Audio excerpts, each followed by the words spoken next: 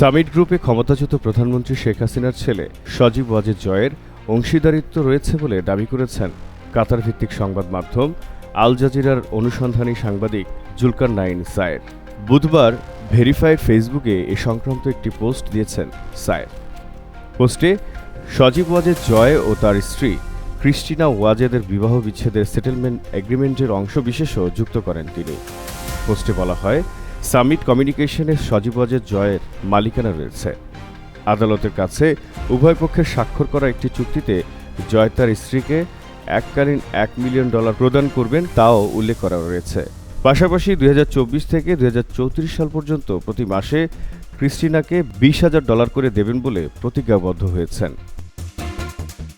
আল জাজিরার অনুসন্ধানী সাংবাদিক জুলকারনাইন সায়ের লিখেছেন, সাধারণত যা নিয়ে কাজ করি সে বিষয়ে কিছু লিখি না, কিন্তু গত কয়েকদিন ধরে পলাতক স্বৈরাচার হাসিনা ও তার পঙ্গপালের আস্ফালন দেখে ভাবলাম অনেক কিছু যে এখনও জানানোর বাকি সে বিষয়টা ওদের একটু অবহিত করা প্রয়োজন।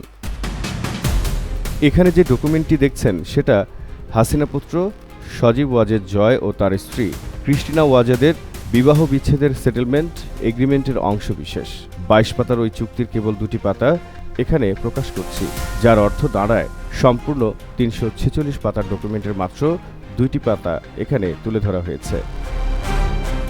যতটুকু তুলে ধরেছি সেখানে আপনারা দেখেছেন যে সামিট কমিউনিকেশনে হাসিনা পুত্র সজীব ওয়াজেদ জয়ের মালিকানা রয়েছে। আদালতের কাছে উভয় পক্ষের স্বাক্ষর করা এই চুক্তিতে জয় তার স্ত্রীকে এককালীন $1 মিলিয়ন প্রদান করবেন তা উল্লেখ করা হয়েছে।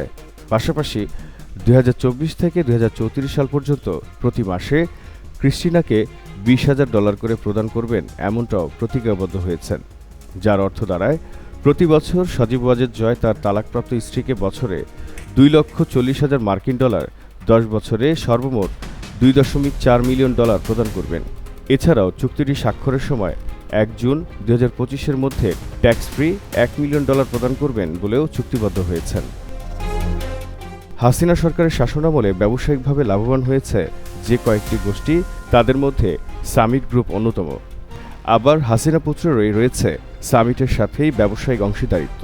ব্যাপারটা কি চরম স্বার্থের স্বার্থে সাংঘর্ষিক হয়ে গেল না? আর এত সব অর্থই বা জয় সাহেব কিভাবে উপার্জন করলেন? এত ট্রাস্টের নেপথ্যে যে অর্থ সেসব কিভাবে সংগ্রহ করা হলো? সম্পূর্ণ ডকুমেন্টটিতে এমন বহু তথ্য রয়েছে, সেসব যখন সামনে আসবে তখন শির উঁচু করে প্রত্যাবর্তন খোয়াবের পরিবর্তে মাথায় একটা লাইনই ঘুরপাক খাবে, আর তা হলো ধরনী দ্বিধা হও। বাংলার জানালায় জহিরুল ইসলাম।